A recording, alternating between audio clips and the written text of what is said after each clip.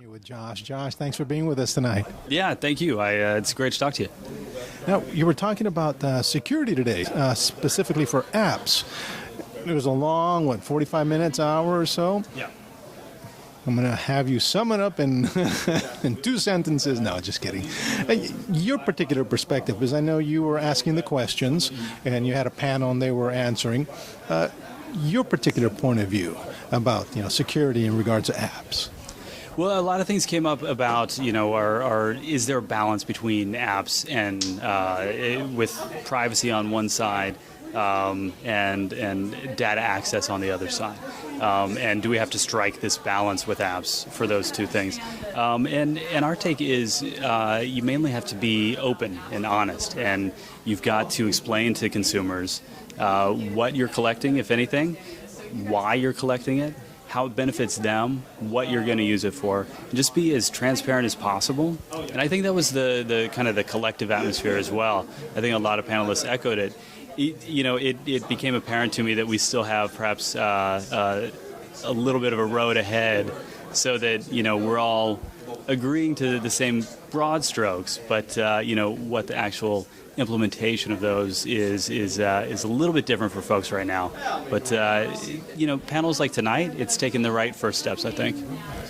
Because I know they were talking about their policies, if they should be long, they should be short. They could lose some people regarding that. Now, what do you think about that? Somewhere in the happy middle, I'm sure? Yeah, it's tricky because on the one hand, to comply with potential government regulations, oftentimes we have to write huge documents to make sure that we check all the boxes. On the other hand, to make it easy for a customer, I'm a customer for many of these apps as well, I don't have time to go through a 100-page document, so I would like it summarized for me really succinctly in language that I can understand. So, it seems like we might need 2 separate documents, one that gives the high level and a second one that's more all of the details if you want to drill down further. But you definitely, in either case, you got to be very transparent, you got to be very clear, and you can't go against that policy in any way whatsoever. That's an interesting point, because they didn't really make that point. That's very good about having 2, one a higher level and one a little more quick to read through. That's a great point. Ask you about Congress, senators and such. A point they touched on was that sometimes bills get passed very quickly without them really reading it, and it's common knowledge that a lot of times they're not fully aware of what they're passing or rejecting. Is there a way, in your opinion, that Congress may be brought up to speed? Because we know, right now the digital age, technology age, a lot of the congressmen are barely able to text. Is there a way that you might be able to help them be informed to be able to pass better law? Because obviously that's coming, and the whole tide will be coming sooner or later. Is there a way, then, in your opinion, that might happen a little more easily, be able to explain to them? Well, I think this is one of the fundamental roles for the Application Developers Alliance, and that's why I'm so proud to be on the board of it. Having conversations like this tonight at the Fairmont, I think that's a huge first step. These guys were in Austin last night, and they're traveling around the country having these types of talks, and they've got some FTC folks coming to some of the discussions as well. And the more we can have these open forums together, I think the more on the same page all of the different groups are going to be. And that, I think, is the first step to understanding, is first having that open dialogue between all the different parties. And have you had a chance to talk to some of the congressmen in regards to some of the laws? Are they pretty open? Are they pretty aware? Have you noticed? That I've not had the opportunity to do. I would welcome the opportunity for sure, because it's a huge area for the future. I know some of the other panelists have had that opportunity. What's their opinion? Have they happened to say, they're pretty open, they welcome, conversations? Well, let's see.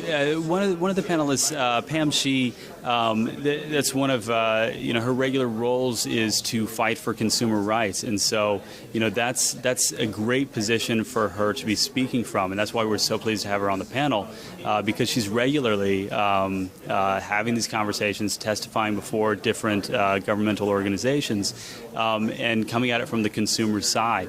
And then to be able to have these types of informal meetings where we can hear that perspective, hear her feedback, and she does such a great job of balancing from all the sides. And this was geared towards app developers, and so we get to have that the start of those more direct talks.